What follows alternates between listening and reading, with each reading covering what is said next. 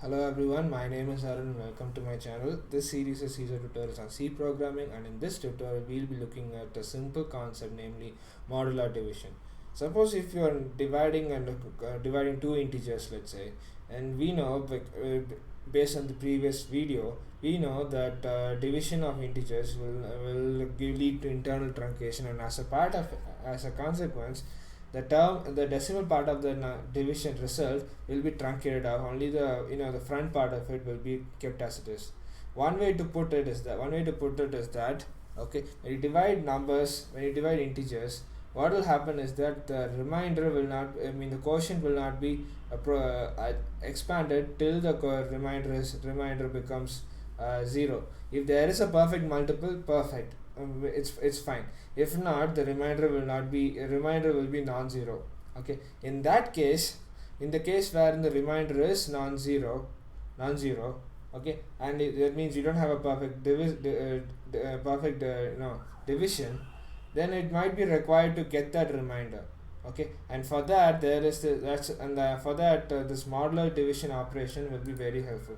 What it does is that if you divide two integers, one divided by the other, you will get the remainder of the integer division through this modular division operation, and that operator is called as percentage. See, percentage has two roles.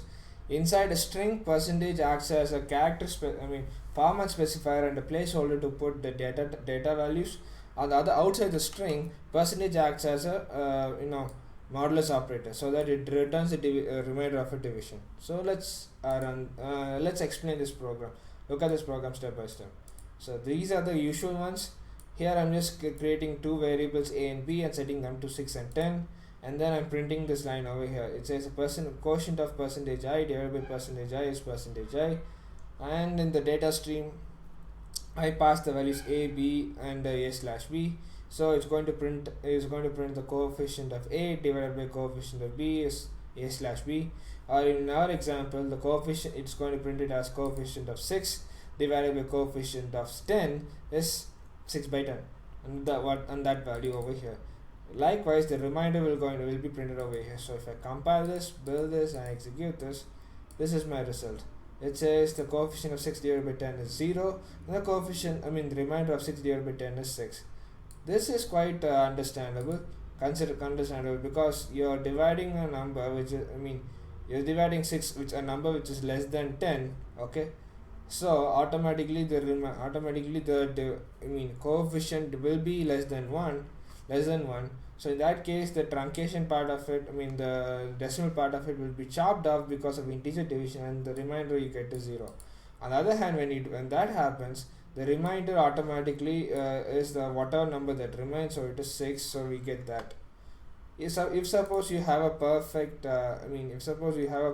multiple, let's say like 60, okay, perfect multiple like 60, let's say, so compile, build, and execute this, you'll get like this. The coefficient of 60 divided by 10 is 6, perfect, and the remainder is 0, which is perfectly fine because 60 is a perfect divisible. On the other hand, let's pick a number that is like 16. 16 is not a perfect divisible by 10. It's not perfectly divisible by 10. So if I compile, build, and execute this, the coefficient of 16 divided by 10 is 1, understandable, and the remainder of 16 divided by 10 is 6, which is perfectly understandable. Alright, so this is the very quick example of what modular division operation is. Okay, the reason why we taught is that I just wanted to teach a few programs so that you can use the compile, build, and executable function directly from Genie, so that you get accustomed to working with Genie. So that and after that, after another 2 or 3 videos, we'll be writing our own shell script.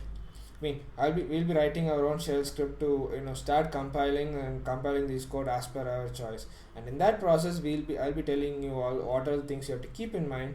And in the future videos, after we get used to the shell script part, we'll be writing our own make files to compile and build all this code, thereby making it more professional and more handy, more applicable. All right. So that's all I have for you. That's all I have for you all in this video. Thank you all for watching, and I'll see you all next time.